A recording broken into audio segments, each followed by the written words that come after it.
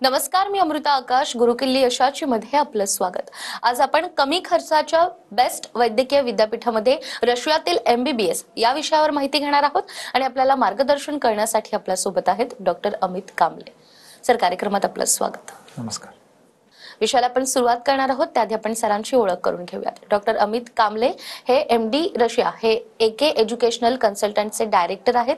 त्यांनी वोल्गोग्रॅड मेडिकल युनिव्हर्सिटीमध्ये वैद्यकीय शिक्षण प्राप्त केलंय.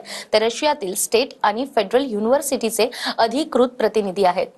AKEC रशियन सरकारी वैद्यकीय विद्यापीठासोबत 24 वर्षांपासून ते संलग्न आहेत. तर आजपर्यंत 1100 पेक्षा जास्त विद्यार्थ्यांना त्यांनी वैद्यकीय प्रवेश मिळवून दिलाय. बहुमोल मार्गदर्शन देखील त्यांनी विद्यार्थ्यांना केलंय.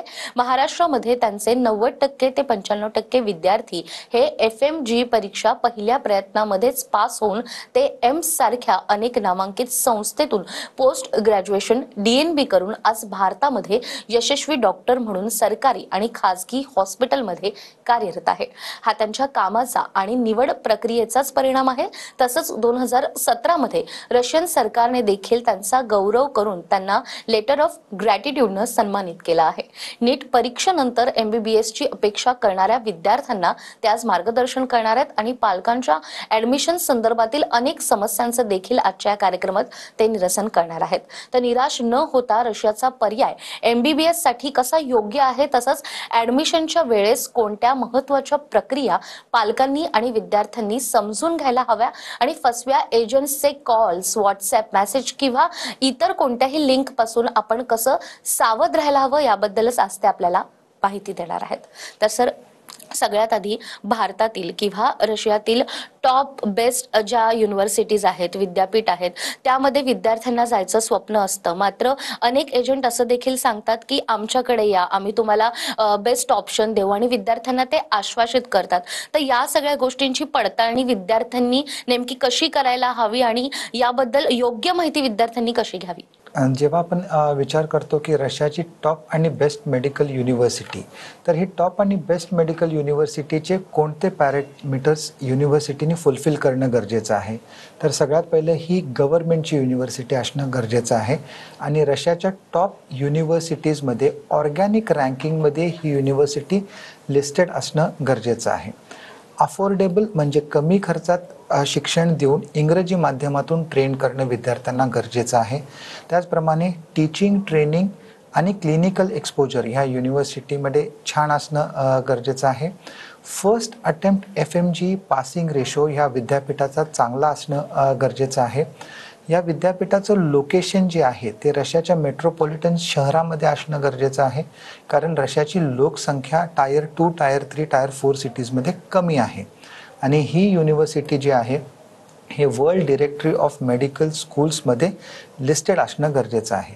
आता जेव्हा पालक आणि विद्यार्थी सर्च करत असतात की भारतातले टॉपचे कॉलेजेस कोणते, रशियाचे टॉपचे कॉलेजेस कोणते, तर भरपूर लिस्ट्स त्यांना रँडम दिसत असतात आणि त्याच्यामुळे त्यांचं कन्फ्युजन वाढत असतं. मात्र आपल्याला काही नावं जी आहेत कॉलेजेसची आणि विद्यापीठांची ही प्रत्येक लिस्टमध्ये आपल्याला आढळतं.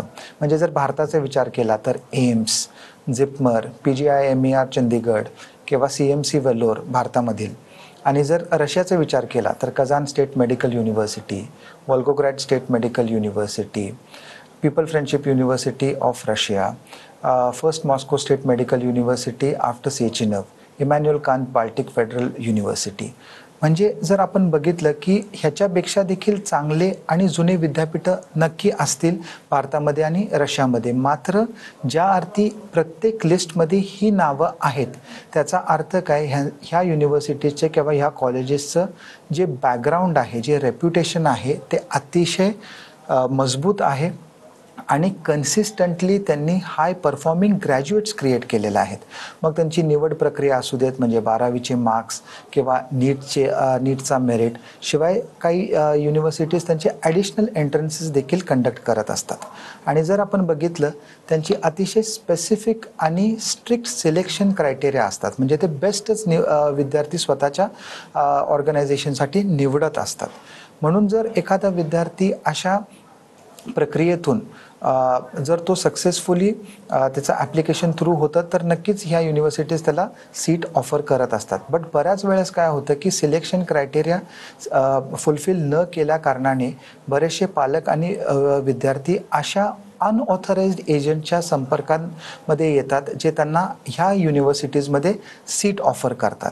आणि ह्याचा जो परिणाम आपल्याला बघायला मिळतो की एखादा ॲव्हरेज विद्यार्थी किंवा एखादा टॉपर विद्यार्थी, डिस्टिंक्शनचा विद्यार्थी, फर्स्ट क्लासचा विद्यार्थी हे असे अनऑथराइज्ड एजंट्स अशा विद्यापीठांमध्ये पाठवतात जिथं कोणतीही स्ट्रिक्ट आणि स्पेसिफिक सिलेक्शन क्रायटेरिया नसते.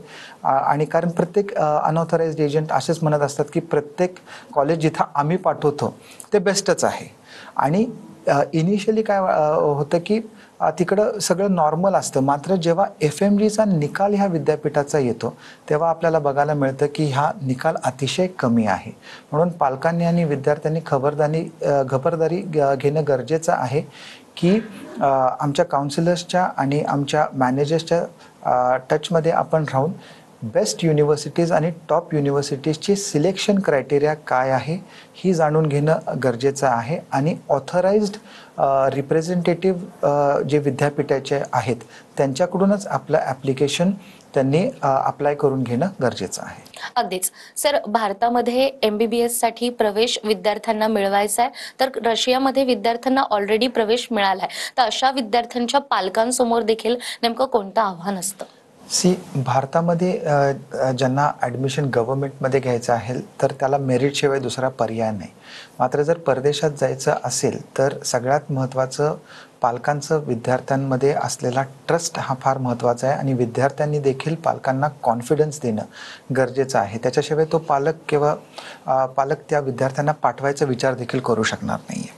दुसरी महत्त्वाची गोष्ट जर आपण बघितलं की भारतामध्ये गव्हर्नमेंटमध्ये मेरिटचाच पर्याय असतो आणि त्याच्यामुळं सिलेक्शन आपलं जे ड्रीम कॉलेजचं जे असतं त्याच्यासाठी फार मोठा स्कोप नसतो. ज्या पद्धतीने मेरिट आहे त्या पद्धतीनेच आपल्याला कॉलेज मिळणार आहे. परदेशात काय असतं की भरपूर सारे कंट्रीज जे आहेत हे MBBSचा पर्याय असतो.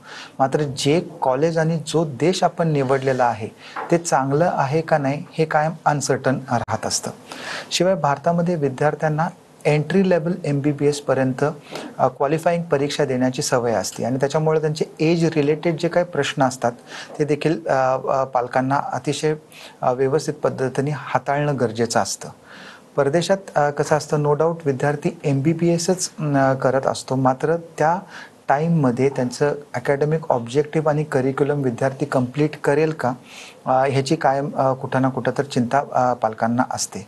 त्याच्यानंतर MBBS एंट्री लेवलची जी प्री इन्व्हेस्टमेंट भारतामध्ये पालकांना जी असती ती अधिक असते. म्हणजे प्रिपरेशनसाठी किंवा ऑनलाईन जे काही ट्रेनिंग असेल किंवा कोचिंग असू शकते ती अधिक असते. परदेशातल्या विद्यार्थ्यांना जे काय त्यांचे कॉलेजचा जो खर्च असतो त्याच्यामध्ये कधी कधी इन्फ्लेशननी ती वाढू शकते किंवा रेट फ्लक्च्युएट होत असतात.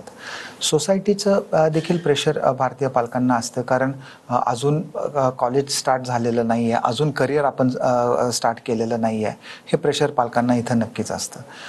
परदेशातल्या पालकांना कसं असतं, जे विद्यार्थी पाठवलेले असतात त्यांना सोसायटीचं प्रेशर कसं असतं की कसं तुम्ही मुलाला किंवा मुलीला एकटं परदेशात पाठवलेलं आहे.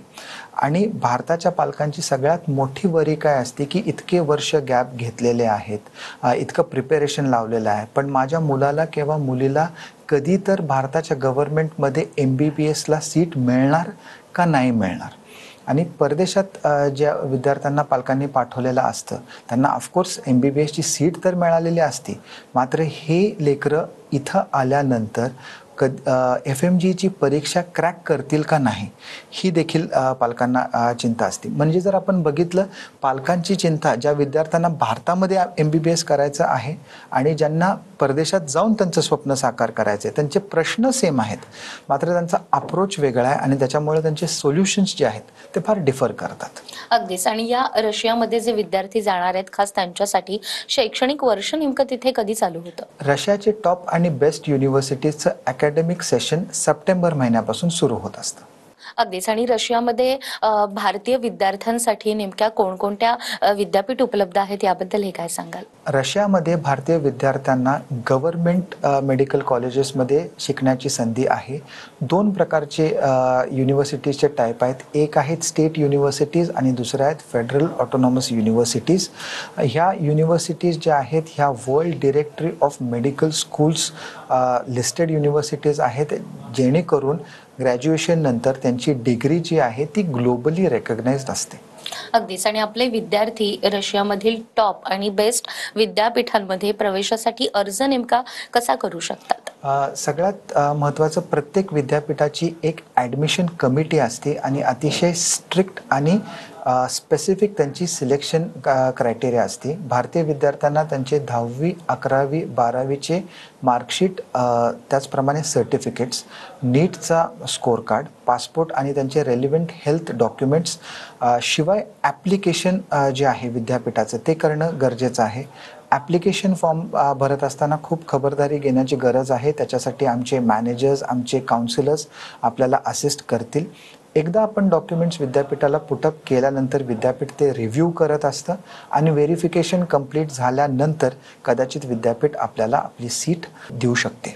अगदीच. आणि एखाद्या विद्यार्थ्याला नीटमध्ये कमी मार्क मिळाले असतील किंवा नीट रिपीट विद्यार्थी असेल तरी देखील त्याला असं वाटतंय की कमी मार्क असून मला भारतामध्ये MBBS साठी ऍडमिशन मिळेल, या आशेवर जर विद्यार्थी असेल तर त्या विद्यार्थ्याच्या पालकांना तुम्हाला काय सांगायचं?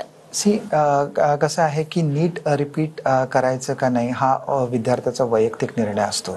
जर एखाद्या विद्यार्थ्याला नीटचा स्कोर मेरिटमध्ये असेल तर ऑफकोर्स तो भारताचे देखील काउन्सिलिंग राऊंड्ससाठी नक्कीच थांबणार. मात्र जर नीटचा स्कोर आणि 12वीचा स्कोर ॲव्हरेज आहे आणि तरी देखील तो भारताच्या काउन्सिलिंगसाठी जर थांबलेला असेल तर कदाचित तो एका निर्णयावर येऊ शकत नसेल किंवा त्याला डिसिजन मेकिंगसाठी कुणाची असिस्टन्सची गरज लागू शकत असेल.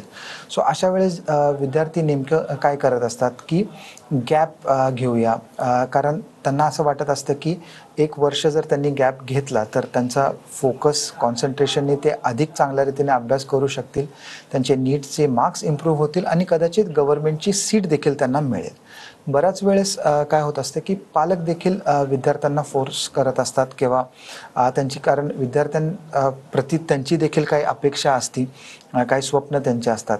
बऱ्याच वेळेस असं होते की विद्यार्थी एका निर्णयावर येतात बट पालक येत नाहीत. कधी कधी असं होत असतं की पालक एका निर्णयावर येतात पण विद्यार्थी येत नाहीत. सो ह्याच्यातून विद्यार्थ्यांना हे समजणं देखील गरजेचं आहे की पालकांनी अगदी अपेक्षाच करायची नाही असं होणार नाही, कारण पालकांना विद्यार्थ्यांसाठी ऑफकोर्स एक बेटर लाईफ, एक बेटर करिअर, एक बेटर फ्युचरसाठी ते प्रयत्नशील असतात. आणि ह्या सिच्युएशनमध्ये पालकांनी देखील विद्यार्थ्यांना सपोर्ट करणं गरजेचं आहे, मोटिवेटेड ठेवणं गरजेचं आहे, त्यांचं फिजिकल मेंटल वेलबिंग सांभाळणं गरजेचं आहे. त्याच्यानंतर ओपन कम्युनिकेशनला वाव देणं अतिशय गरजेचं आहे आणि ॲक्टिव्ह पार्टिसिपेशन असायला हवं डिसिजन मेकिंगसाठी, कारण बऱ्याच वेळेस हे डिस्कशन्स होत नसतात आणि त्याच्यासाठी आमच्या काउन्सिलर्स आणि मॅनेजर्सची देखील आपण अपॉइंटमेंट घेऊन तुम्ही काउन्सिलिंग सेशन्स अटेंड करू शकता. ह्या सिच्युएशनमध्ये आपण एकत्र एका निर्णयावर कसं यायचं ह्याच्यात. अगदीच. तर सरांनी सांगितल्याप्रमाणे परदेशात जाऊन जर तुम्हालाही तुमचं वैद्यकीय शिक्षण पूर्ण करायचं असेल, मात्र त्या संदर्भात तुमच्या मनात कोणतीही शंका असेल तर स्क्रीनवर तुम्हाला नंबर दिसतोय, या नंबरवर संपर्क साधून ऍडमिशन प्रोसेस बद्दल आणि रशियामध्ये जाऊन MBBS नेमकं पूर्ण कसं करायचं याबद्दल तुम्हाला अधिक मार्गदर्शन मिळू शकतं. तर रशियामध्ये जाऊन वैद्यकीय शिक्षण पूर्ण करण्याकरता नेमक्या कोणकोणत्या गोष्टी आवश्यक असतात याबद्दल आपण सरांकडून आणखीनही माहिती घेणार आहोत एका छोट्याशा ब्रेक नंतर.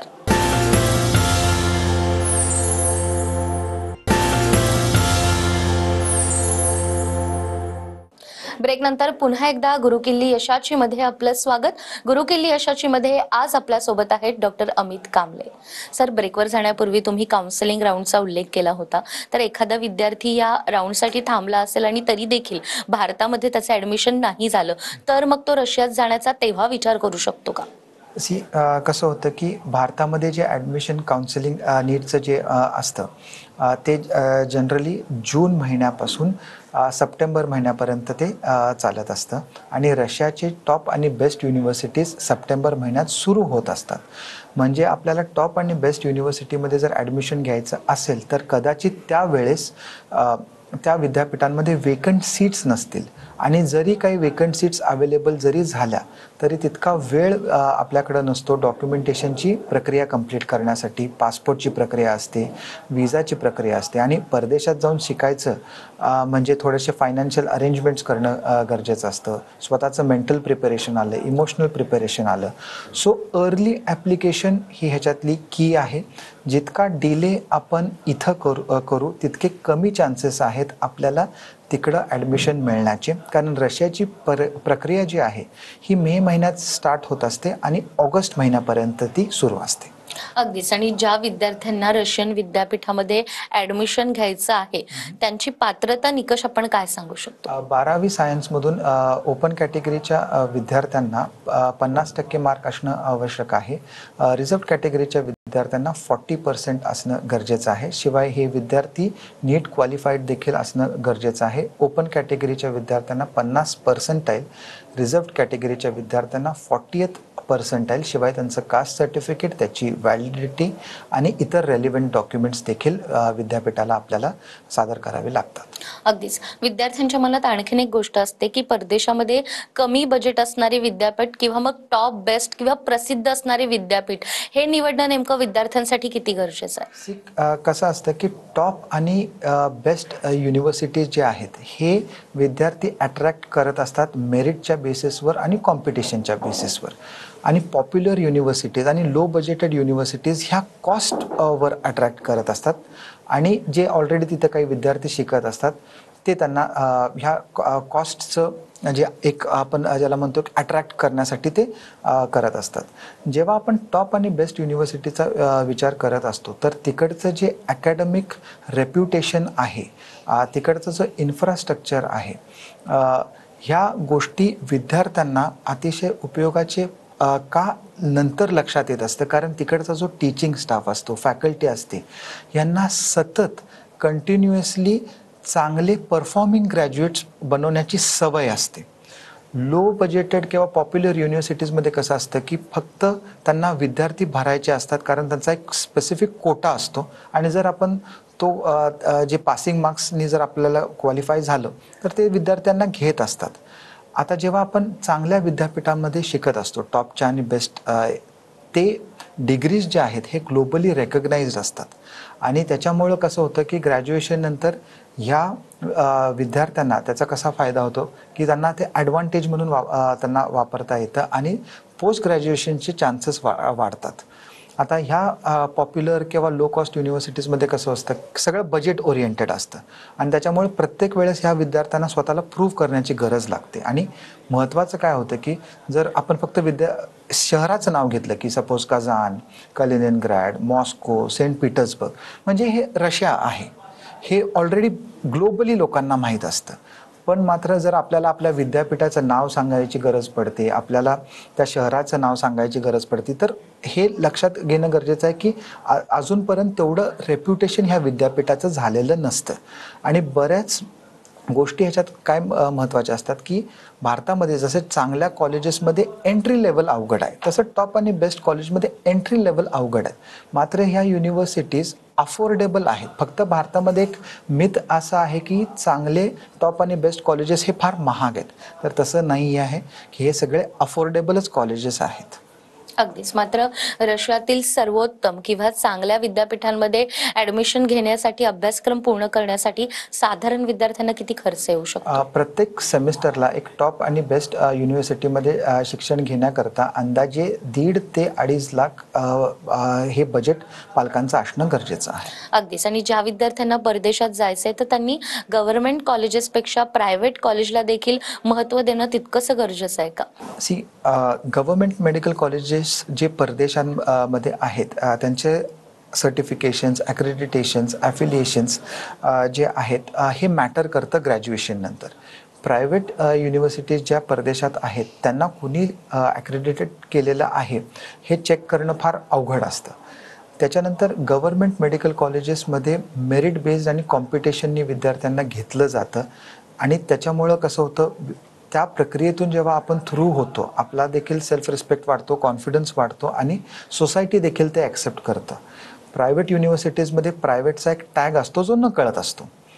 गव्हर्मेंट मेडिकल कॉलेज जे परदेशातले आहेत ते कॉस्ट इफेक्टिव्ह आहेत आणि सिक्युअर आहेत. आणि सगळ्यात महत्त्वाचं, जे गव्हर्मेंट मेडिकल कॉलेजेस जे आहेत ते मेडिकल हॉस्पिटल्सला जे अटॅच्ड असतात ते गव्हर्मेंटचे असतात, जिथं ट्रीटमेंटची कॉस्ट कमी असते आणि विद्यार्थ्यांना क्लिनिकल एक्सपोजर छान मिळतो.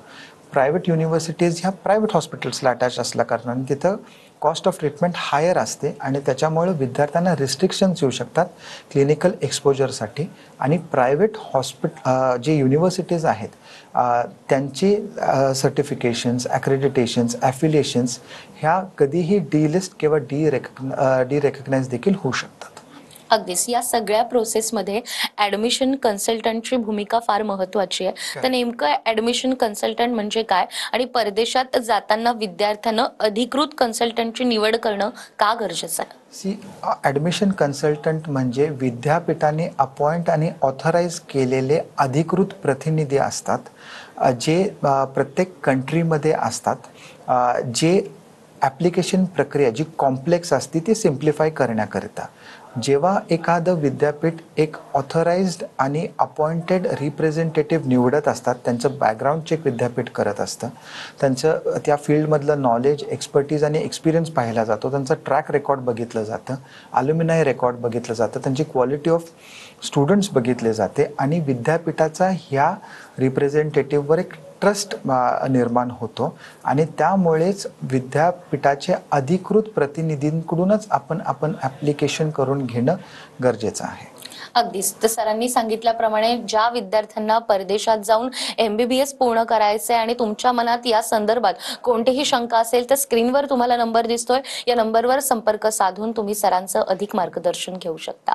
तर सर, विद्यार्थ्यांनी नीटची परीक्षा दिली आणि आता ही MBBS ची प्रोसेस सुरू होते आणि याबद्दलच आज तुम्ही आम्हाला इतकी महत्त्वाची माहिती दिली. तुमचे खूप खूप आभार. Thank you for inviting.